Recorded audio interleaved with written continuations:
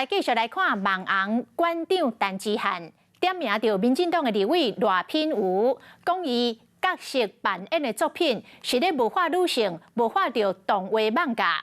赖品妤今仔日来回击，讲伊对馆长的言论感觉遗憾，嘛质疑到馆长的行为有政治的目的，就是要来转移郭文泰日前办活动物化到女性的争议。赖品妤讲，馆长无资格来决定伊是啥物款的模样。啊，馆长这边面对着当事人反击，暂时无回应。西装打扮甲水当当，装下日本艋舺甲摄影本，民进党立委赖品妤身为资深的扮演美将，伫咧网络顶分享真侪清楚，嘛大扮电影好身材。不过这个行为，就互馆长陈之汉真无满意。不是解释给我听嘛？这是什么？来，民进党。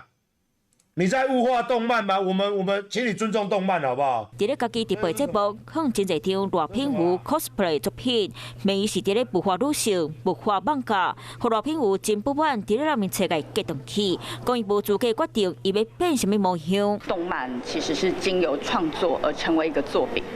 那角色扮演这样子的行为，反而是把这个2次元的人物呢具现化，走向3次元。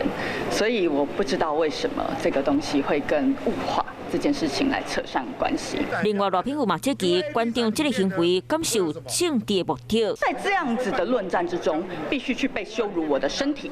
羞辱我的外貌，馆长为了去转移柯文哲在女性活动上面的失分的问题，那随意恣意的去波及到毫不相关的产业。那赖品妤叫馆长点名，基进党的吴兴台嘛叫馆长批评，真啊受笑，两边水站起来。他们虽然看不起这个文化，但是却又喜欢在自己的直播或者是活动表现里面跟这个文化扯上边。但是也因为他们不尊重专业的关系，所以他们蹭的方式都非常的不入流。